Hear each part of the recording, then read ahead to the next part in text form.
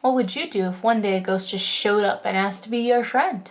Hi everyone, and welcome back to another episode of Movies and Makeup. I'm your host, Emily's. How are we doing? Hello, sorry I missed a week. But last week was crazy for so many reasons, and I filmed and it wasn't great, and I was like, I should refilm, and I was like, no, I'm not going to. It wasn't laziness, it was just lack of motivation, which is not the same as laziness. But hi, I'm back with a brand new movie, and yeah, let's get down to this. For those of you who are new, what I do here is I do my makeup while at the same time giving you the plot line, the storyline of a film that I absolutely love and adore, without giving you any of the most important details, like character names, or actors, or directors, or the name of the movie, anything like that, I don't tell you. Come back each week for the name of last week's movie, along with yet another fabulous plot line, and another fabulous movie. Speaking of movies, let's talk about last week's video.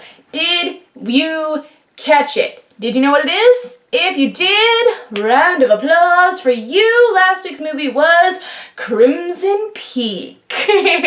Crimson Peak is a fantastic movie by the visionary director Guillermo del Toro. I absolutely love Guillermo del Toro. A lot of times in the future you'll hear me talk a lot about how much I love certain directors, because I do. I admire directors almost as much as I admire actors, and I admire writers almost as much as I admire actors and directors, so I'll talk about them all, and Guillermo is just one of my favorite directors.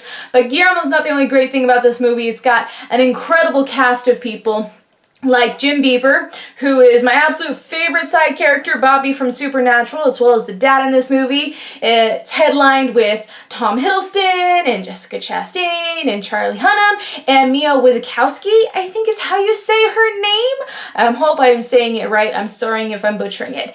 And speaking of Mia Wasikowska, did you all catch what last week's Easter egg was? If you did, way to go. You'll know that last week's Easter egg was Curiouser and Curiouser, which is one of the lines from Alice in Wonderland. Tim Burton, another visionary director's interpretation of Alice in Wonderland, with Mia Wasikowska as Alice. So did I intend to tie it in that way? No, it just happened and it worked, and I was like, what? Moving on to this week's movie, which requires a clue. This week's movie is a Japanese anime based on a popular Japanese children's book story. What? Let's do this! Movies and Makeup, episode 4, take 1, action! Our movie opens to a market where people are gathering around this spring and watching a performance of two people on stage. They're both wearing traditional dance attire, I guess. One of them wears what looks to be a wolf head, and they're dancing this ceremonious looking dance. In the crowd is our main character, a young girl, I'm thinking tweens area, and she is watching the performance along with her father and mother. While she's watching the performance, her father starts talking to her about the dance and what the dance symbolizes. The dance tells the history of the village and the spring, which is now a popular getaway spa. The story goes that the ancestors who were traveling around the area at the time saw animals bathing their wounds in the spring, and also started bathing in the spring, and apparently the spring has natural healing properties or supernatural healing properties. It's not very clear on that, but it's just thought that this spring does a really good job of healing. The spring is said to be a gift from the gods. And so each year and they say children, but again, I'm thinking like young adults, like maybe early teens, pre-teens, that tweens area, are chosen to dance the dance in a way of saying thank you for the spring to the gods. They then express how they hope one day to see their daughter dance in the dance. The daughter's like, yeah, Ma, Dad, that's all cool and stuff, but you know what? There's gonna be a ton of people trying to head back to wherever they are going, wherever they live, so we should just, head out and get going. And Mom and Dad are like, you just want to get out of here. And she's like, ha ha. So they all get in the car and they start driving home. On the drive home, we learn that they were there in the village visiting with the intent of visiting the grandma of the young girl who owns an inn. And they talk about how grandma is getting older and how they'll have to start making preparations to maybe even one day take over the inn, when you hear a loud honking noise. That's when a large semi-truck coming from the oncoming way veers, jumps the barrier right in front of the car. Blackness. Young girl wakes up on top of a different car. No one knows how she gets there, but when young girl opens her eyes, she sees this boy floating up into the sky, and then he just disappears, and young girl again blacks out while everybody is looking around going, call the police, someone call an ambulance, because this majorly bad accident just happened. We skip ahead a couple of months, or maybe a couple of weeks. It's not exactly sure, but we know we skip ahead a little bit because the young girl is up and about and she's walking and she's preparing to go and live with her grandmother, the one from earlier who owns the inn at the spring. She takes a train from the town that she's in, which I assume is where she was living with her parents, back to the village where her grandmother lives, and she goes up to the inn, where she runs into two of the people that work with her grandmother at the inn, the chef and the hostess. And she says hi to them, and they're like, hi. She's like, where's Grandma? Grandma at that point comes up to the hotel with some guests.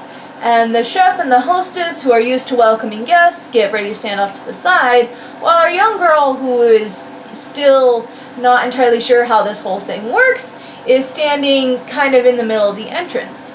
She hears a voice say to her, get out of the way, there are guests coming, get out of the entrance. She's like, sorry, probably assumes it's another worker at the hotel whom she doesn't know yet, and she gets out of the way. Once the guests have gone inside, she then goes to her room. Upon arriving at her room, she goes to open the shades, and there is a lizard gecko creature on her window. And this freaks her out a little bit. She squeals a little bit, she gets a little worried when she hears someone laughing at her. And she's like, who is this person in my room laughing at me? She looks all the way around the room, sees nobody. She keeps looking, she eventually looks up and sees a boy. It appears to be floating up by her light on the ceiling, and she's like, yo, who are you? What are you doing on my ceiling? And the boy's like, oh, you can see me? What? That's when it's revealed that this boy is a ghost, and no one has been able to see him. And he's like, you can see me! Ha ha! I now have a friend. He then goes to shake her hand, but the girl is like, it's a ghost, like, what the heck?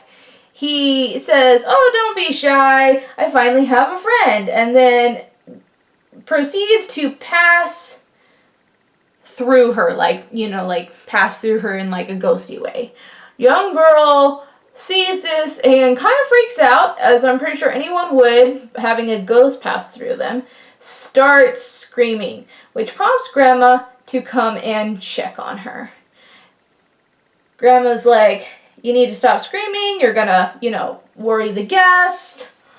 Also, come down to my room. I will properly introduce you to everybody.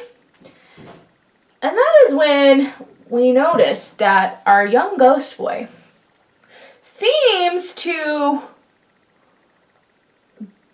be something devoted to the grandmother. He's like, even though the grandma is talking to the young girl, our ghost boy is like, yes, I will make sure she doesn't scare the guests. Yes, I will make sure she gets to your room, even though grandma clearly can't hear him.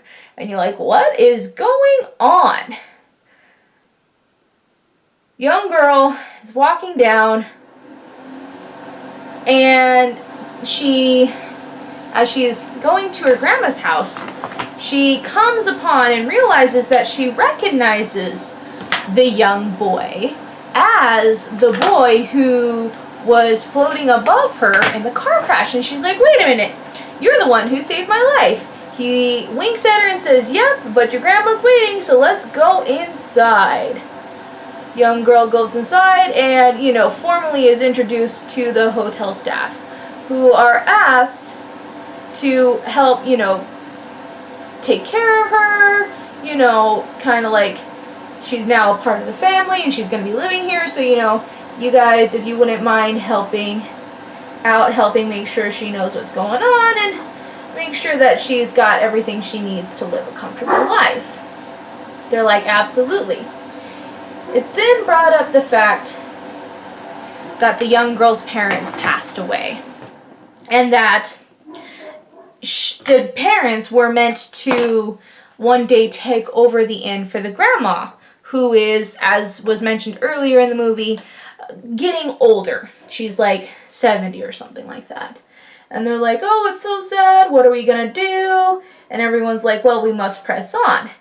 That's when Ghost Boy says to our young girl, tell them that you're going to help out at the inn. And young girl forgetting that, the ghost boy is incorporeal and she's the only one who can hear him. She's like, help out at the inn. And they're like, what? Help out at the inn? Are you saying you'll help out in the inn? She's like, wait a minute, that's not what I meant. And then the ghost boy is like, tell them that you're going to become the junior innkeeper and take over the inn. And she's like, junior innkeeper, take over the inn? And they're like, yay, your prayers have been answered. She's going to take over the inn. And she's like, wait a minute. That is not what I was saying. When Ghost Boy's like, starts begging her. He's like, please, I am your lifesaver. Would you please just honor this one request from me? Start learning the ropes around the hotel and perhaps even one day take over for your grandma. The young girl is moved by this and agrees, to everyone's excitement and delight.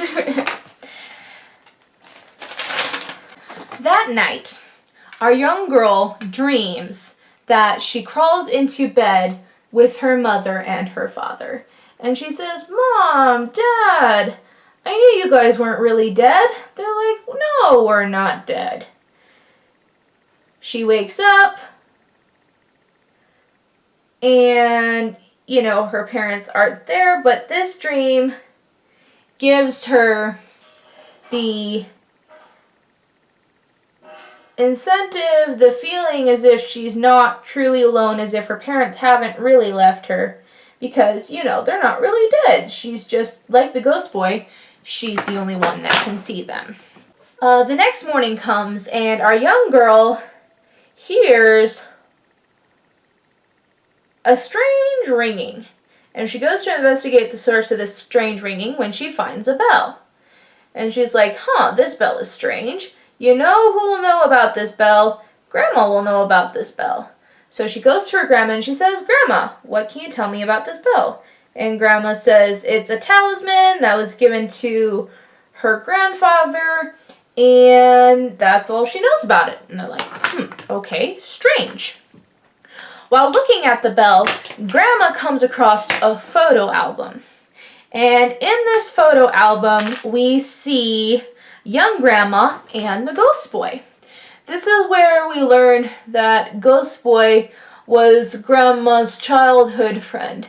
And this explains his longing and his want to,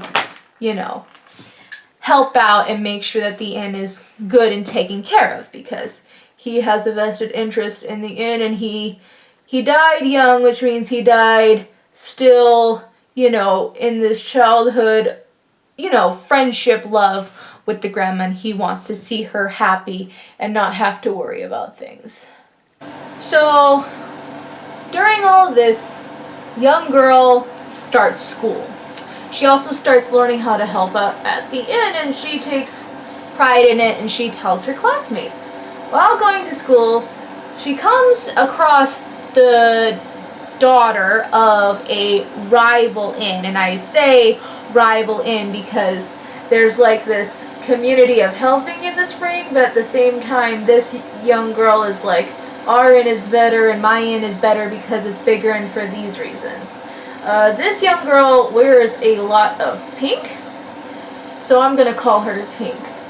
So Pink is, I'm not gonna lie, kinda mean to young girl and her family inn, and Ghost Boy is not happy about it. He doesn't like it, and so he makes Pink look a little ridiculous by using his ghosty powers to draw on her. And it makes him laugh, and it makes young girl laugh, and the rest of the student body is like, oh, you stood up to Pink, she looks silly, how did that happen, haha, thanks for standing up to her, because she's a bit of a snob, a tiny bit of snob. When this all goes down, we notice that there is another girl who appears to be a ghost, because much like the boy, the only person who can see her is our young girl, and the Ghost Boy can see her as well. And she does something similar to what Ghost Boy did, and she draws on young girl's face. And so everyone's like, what? There's a girl ghost. What? Wonder what her story is. On the way home from school that day, young girl comes across a father and a son on this street. And they were traveling, and the son got a fever, and they were looking for a place to stay, but all the hotels are full.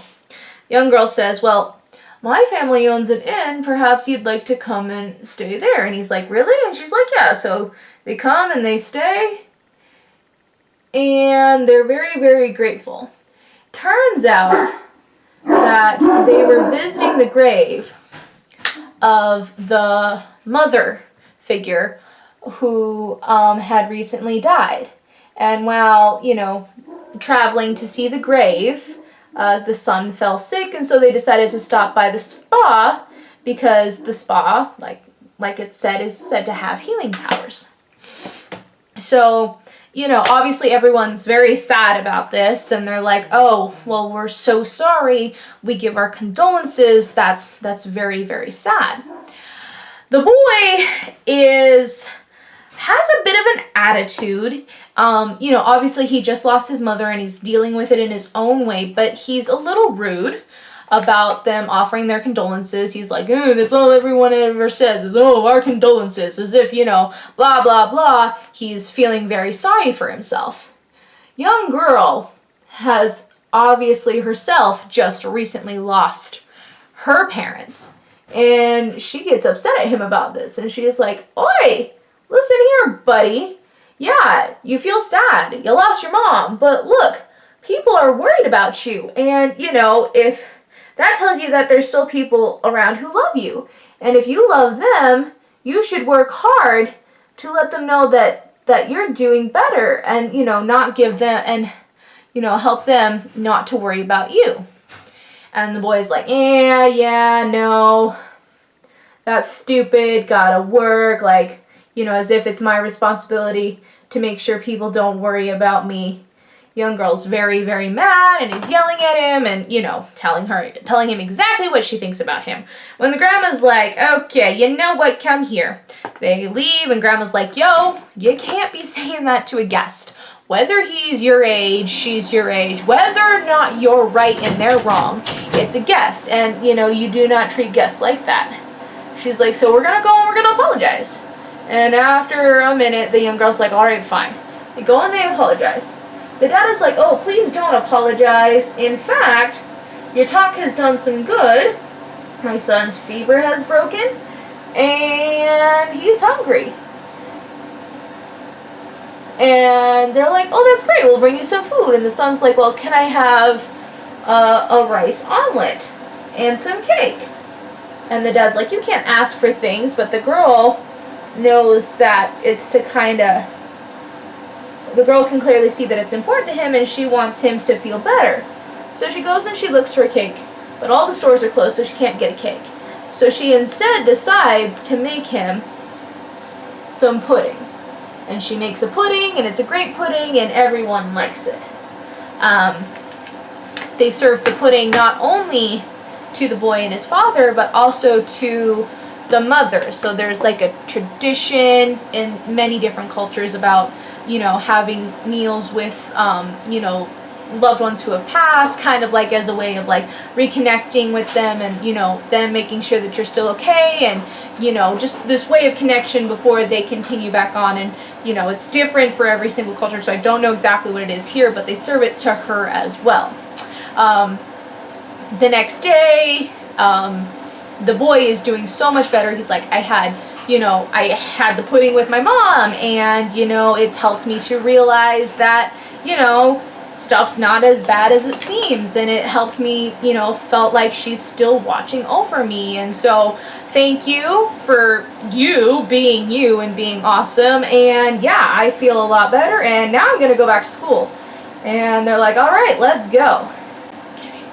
So time goes on, and our young girl is sent to run an errand for the inn, and while running an errand for the inn, they finally meet the other ghost, the girl, who's the ghost, and they're like, hi, who are you? Why were you mean to a young girl? And we learn that this ghost girl is the older sister of Pink, who died before Pink was born.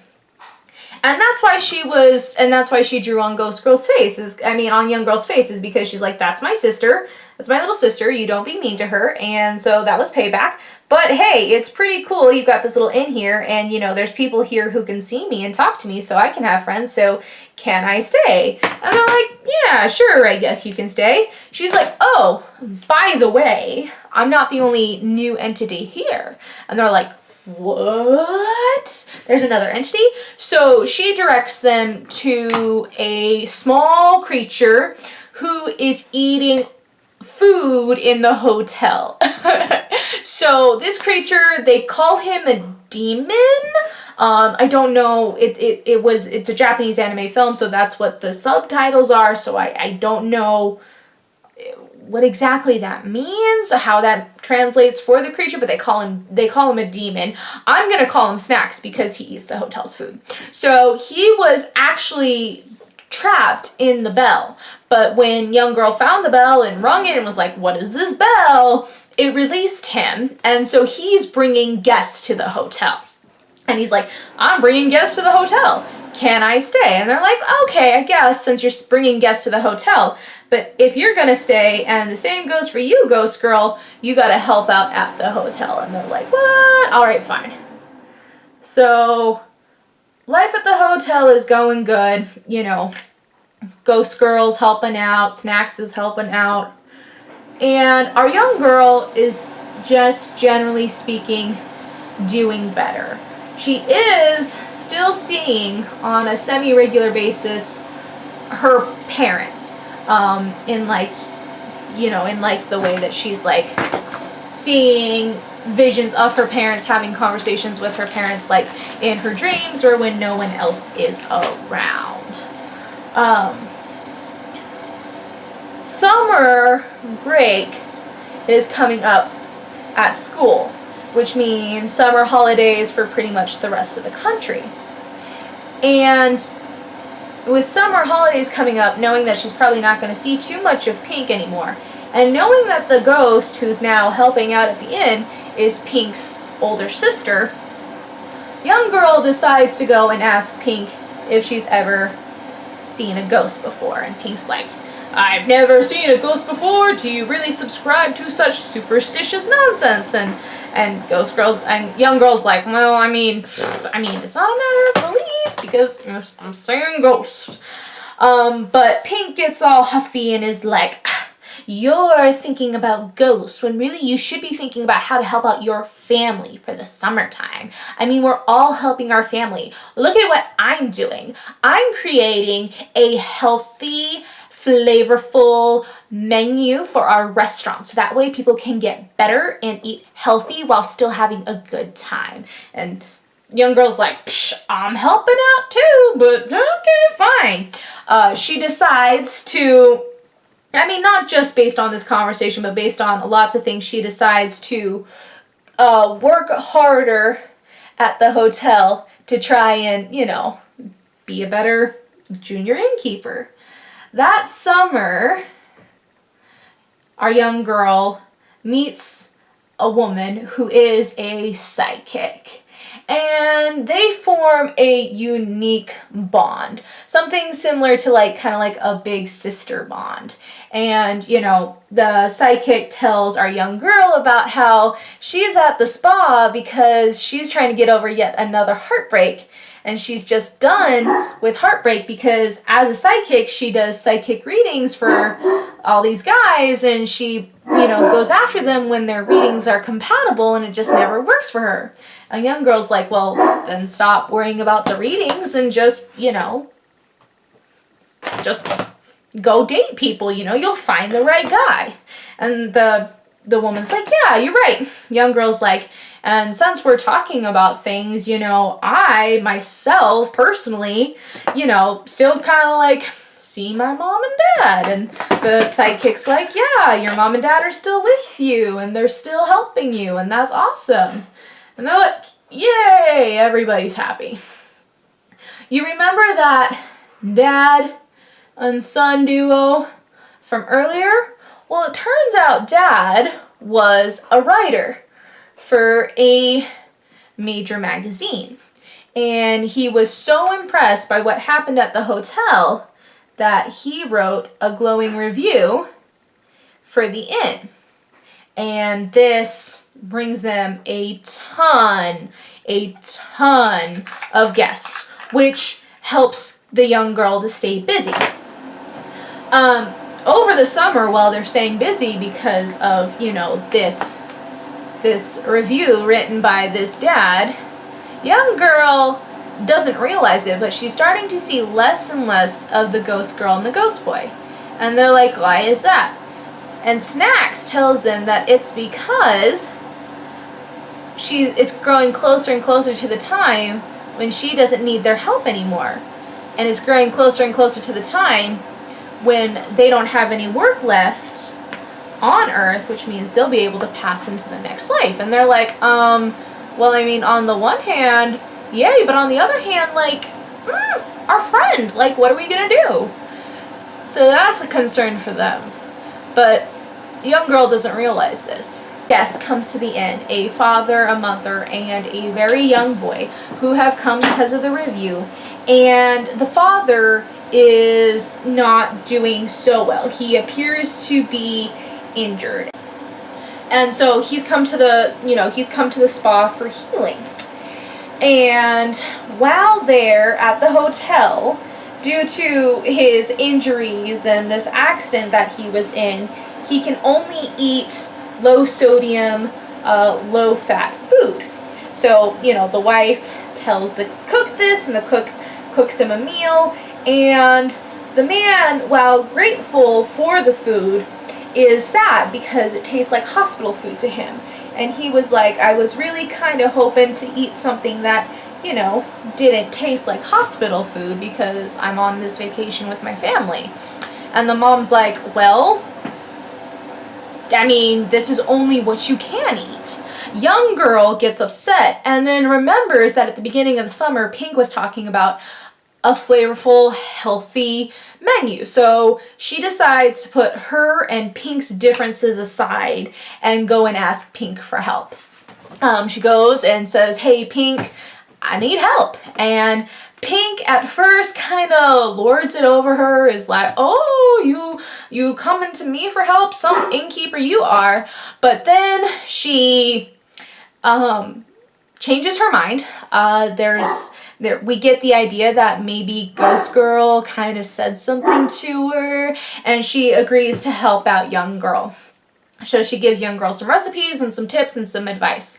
And Young Girl goes back to her inn, gives the cookbook to the chef and says, "Can you cook us a meal?" And the chef is like, "I got this." So they cook a delicious, healthy meal for this family. And they're just overwhelmed with happiness. And they're like, it was literally the best thing we've ever had. The young boy ends up falling asleep on his father's lap. And with the young boy asleep, the father turns to talking about how he was in the hospital for so long and how nice it is to be on vacation with his family after being in the hospital for so long. Mom explains that he was in a coma for several months and only recently came out of a coma. And that's why he was in the hospital for so long. And they're like, "Oh no, what happened?" And the dad proceeds to tell a story about how he was driving his big truck and two cars collided in front of him on the highway, so he swerved to avoid them, jumped the barrier, and ended up hitting a car with a family in it. Yep, you guessed it. This is the same accident where Young Girl's family was killed. Young Girl obviously very upset, for not because she's meeting the man who was driving the car that ended up killing her parents, but more so because meeting him and hearing this story from him has just kind of broken through this coping mechanism she had of seeing her parents, and helps her to realize that her parents are in fact dead. And this has left her shattered and broken, feeling alone, and she's running away, which unfortunately makes the family very upset.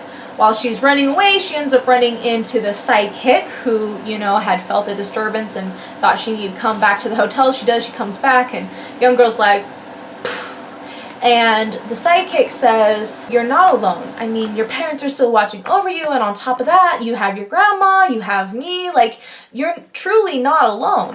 And Young Girl goes, "You're absolutely right." And, and then she wipes up her tears that she's been crying, and she's like, "Some innkeeper I am, I'm a crybaby," and they're laughing. When they see Pink drive up in a car, and they're like, "What's going on?" And Young Girl gets out and comes over, and it turns out that the family, after Young Girl left, ran away crying, has decided that they can't stay at the hotel because they feel that their presence is causing emotional turmoil for her, and they feel bad about what happened, and they don't want to put any more undue emotional stress on her. And so they're like, "We're gonna go," and this is again what I'm talking about that community, which is where the rival hotel, but Grandma called Pink, and Pink is like, "Yeah, we'll take them in. We understand. We help each other out in this town." Young Girl says, "My parents used to say that the spring rejects no one. It accepts everyone. And in the same way, I reject no one. I accept everyone. So does our inn. I'm the junior innkeeper. Please, you guys, I beg that you stay." It marks this emotional growth and this emotional maturity for Young Girl, our main character.